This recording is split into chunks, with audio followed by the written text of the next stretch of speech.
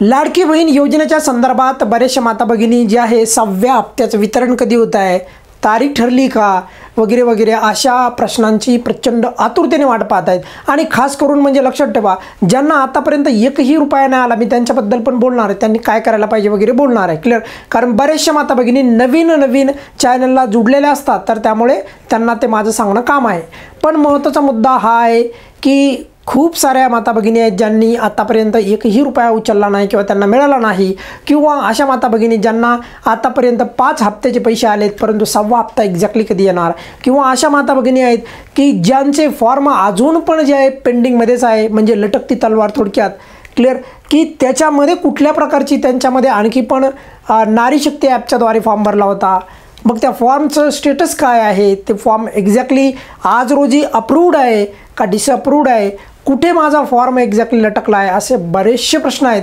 आणि त्यामुळे एकंदरीत संपूर्ण विचार प्रवाह किंवा संपूर्ण माता भगिनी जे आहेत एकाच गोष्टीने आतुरतेने वाट पाहतात की माझ्या खात्यामध्ये पैसे येतात की नाही। या पैसे येण्यासाठी किंवा या प्रक्रियेला सुरुवात होण्यासाठी हप्त्याचं वितरण तर पहिलं सुरू व्हायला पाहिजे। आता बरेचसे लोक असे पण आहेत, म्हणजे मी प्रचंड प्रश्न घेणार आहे आपल्या या सेशनमध्ये, की बरेचसे लोक असे पण आहेत बघा, की या मुद्द्याकडे तर मी येतोच, पण काही असे लोक आहेत बघा की 2100 रुपये मला मिळाले, मला मेसेज आला, क्लिअर, काय 2100 रुपये मला मिळाले आणि मला मेसेज आला, अशा प्रकारच्या बरेचशा लोकांचे तुम्हाला कमेंट बॉक्समध्ये पण अशा प्रकारचे मेसेज टाकलेले लोकांनी दिसतात की मला पैसे आले 2100 रुपये आज जमा झाले, मला पैसे आले 2100 रुपये मला परवा जमा झाले।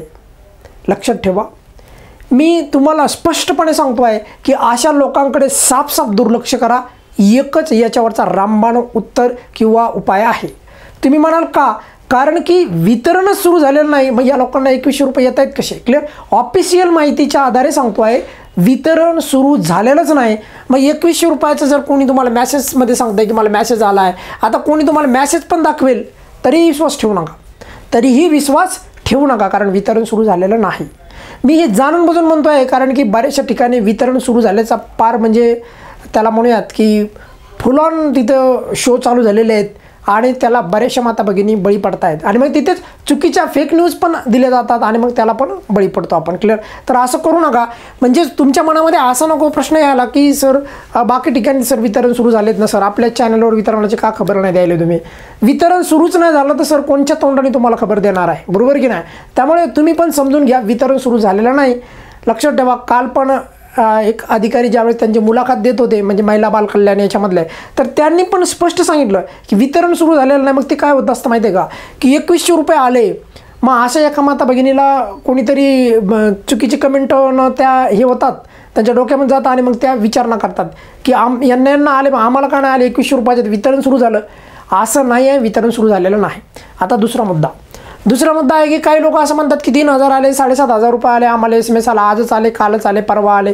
यावर पण सरकाराकडनं कुठल्याही प्रकारचं ऑफिशियल स्टेटमेंट किंवा अधिकारिक माहिती कुठल्याही विभागामध्ये कुठल्याही जिल्ह्यामध्ये आलेली नाही पुढे, त्यामुळे यावर पण तुर्तास मी असं म्हणेल की पूर्ण विरामच आहे, यावर तर नाही। 2100 रुपयाच्या ते पिक्चरमधनं बाहेरच काढा, क्लिअर। राहिला मुद्दा मग आपला परत तिथेच येतो की तुम्हाला असा मेसेज आला का हो की मला इतके पैसे आले। आता याच्यामध्ये काय असे पण व्हिडिओच्या खाली कमेंट्स येणार की आले आले आले आले, क्लिअर, पण मी तुम्हाला सांगतो आहे सरकाराकडून वितरण सुरू झाल्याच्या या खबराचं जे आहे कुठल्याही प्रकारचं जे आहे लक्षात ठेवा पुष्टीकरण, म्हणजे याबद्दलची कुठल्याही प्रकारचे अधिकारी जे याला दुजोरा मिळालेला नाही या गोष्टीला की नाही झालं आमच्याकडनं वितरण सुरू, अजिबात नाही। त्यामुळे पहिला मुद्दा मी क्लिअर केला आहे। आता मुख्य मुद्द्याकडे येतो। हे क्लिअर झालं तुम्हाला की वितरणाचं या गोष्टीचा तुम्ही लटकायचंच नाही, अटकायचं नाही याच्यामध्ये। आता महत्त्वाचा मुद्दा, मग 6वा हप्ता कधी आणि तारीख ठरली का, मी तर असं लिहायला पाहिजे तारीख कधी ठरणार आहे का नाही, क्लिअर, कारण की माता भगिनी बऱ्याचशा दिवसापासून 6व्या हप्त्याची वाट पाहत आहेत आणि त्याला प्रचंड दिवस होत आहेत। हालाकी हेही बऱ्याचशा माता भगिनींना माहीत आहे की सरकार जरी पैसे देणार असलं तर डिसेंबरचे पैसे आम्हाला जानेवारीत मिळतात, किंवा नोव्हेंबरचे पैसे डिसेंबरमध्ये मिळतात, ऑक्टोबरचे पैसे आम्हाला जे आहे नोव्हेंबरमध्ये मिळतात, अशा प्रकारे जे आहे एक वितरणाची एक चेन आहे, बरोबर, कारण की मागच्या महिन्याचे पैसे पुढच्या महिन्यामध्ये मिळत असतात। तर त्या अनुषंगाने आता जर पाहिलं तर आज 13 डिसेंबर आहे, 13 डिसेंबर म्हणजे लक्षात ठेवा खूप मोठी म्हणजे तारीख आहे बरं का, म्हणजे अर्धा डिसेंबरच गेला असं म्हणलं तर काहीही वावगं ठरणार नाही। मग जर अर्धा डिसेंबर जातोय, मग आणखी किती दिवस वाट पाहायची आहे? आणि यावर आणखी कुठल्याही प्रकारची अधिकारिक तारीख पुढे आलेली नाही. काही गोष्टी उलट काही ठिकाणी वितरण चालू आहे ते सोडून द्या. मी तुम्हाला सांगितलं पहिल्यांदा मुद्दामूनच ते बोललो मी तुम्हाला 1 मिनिटं, की बाबा तुमच्या मनामध्ये डाऊट नसायला पाहिजे.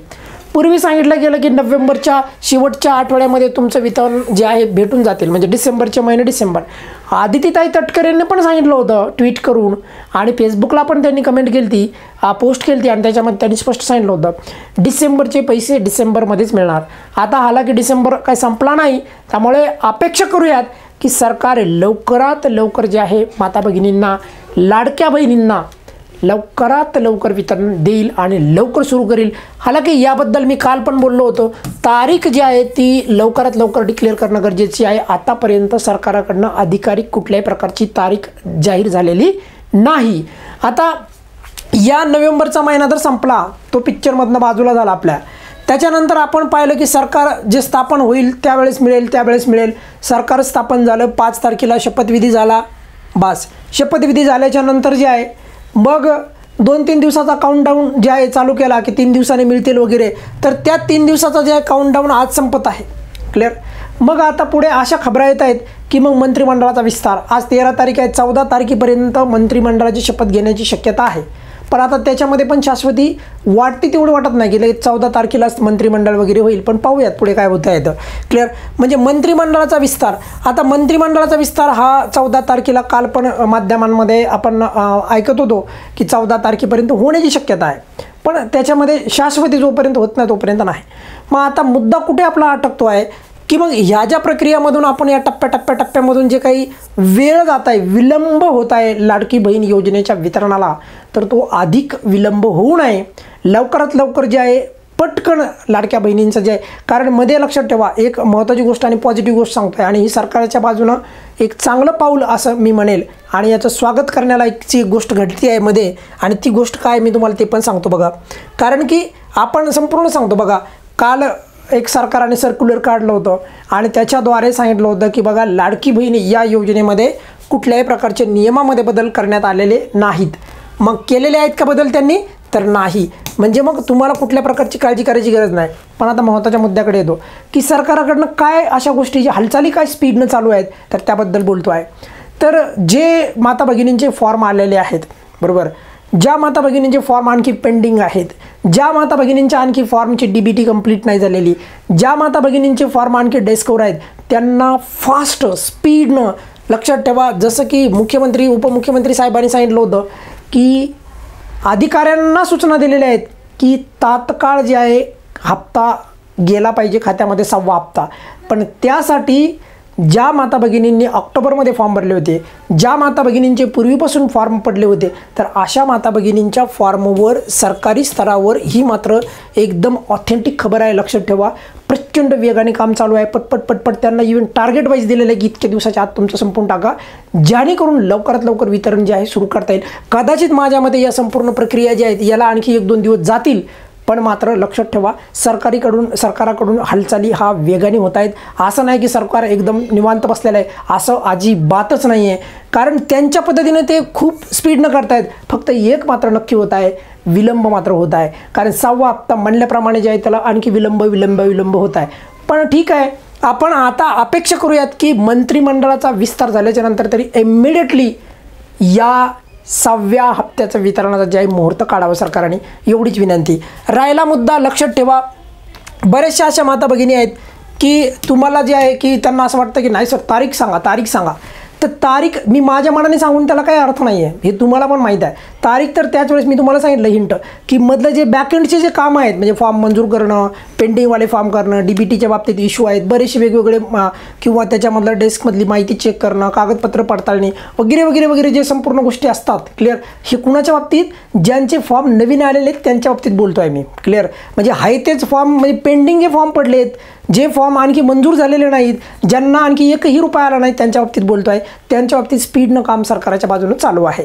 आता सर्वात महत्त्वाची गोष्ट म्हणजे तुम्हाला लक्षात ठेवा, 6व्या हप्त्याचं जे काही वितरणाचं मुहूर्त मला असं वाटतं की मंत्रिमंडळ विस्ताराच्या नंतरच लागण्याची शक्यता किंवा त्यानंतरच ते होण्याची शक्यता आहे. त्यामुळे मंत्रिमंडळाचा विस्तार तर आता अक्षरशः उंबरवट्यावर येऊन थांबलेला आहे. त्यामुळे काही जास्त तर आपल्याला वेट करायची गरज पडणार नाही. आय होप की लवकरात लवकर 6व्या हप्त्याचं वितरण सुरू होईल. आणि तुम्हाला इथून पुढे जे काही बरेचशा माता भगिनींनी मला विचारलं की सर मला माझा पासवर्ड विसरला आहे मी, किंवा मला पासवर्ड मला आता आठवत नाही आहे, मग कसा मला पासवर्ड रिसेट करता येईल का, तर त्याबद्दल पण बोलणार आहे. काही अशा माता भगिनी आहेत की सर माझा आधार कार्डचे इतके इतके नंबर चुकले आहेत किंवा माझी माहिती चुकीची गेली आहे थोडी फॉर्ममध्ये, तर मला ते दुरुस्ती करता येईल का. अशा प्रकारची माहिती तुम्हाला अख्ख्या इंटरनेटवर कुठे यूट्यूबला सापडणार नाही. तशा प्रकारचे व्हिडिओ तुम्हाला येणाऱ्या टायमात देईल, जेणेकरून तुम्हाला तुमचे प्रश्न सोडवता येतील आणि लवकर तुम्हाला लाभ मिळेल. या व्यतिरिक्त लक्षात ठेवा, थोडासा पेशन्स लागतो आहे, थोडा संयम आपल्याला ठेवणंच आहे. त्यात काय कुठल्या प्रकारचं आता दुमत नसायला पाहिजे.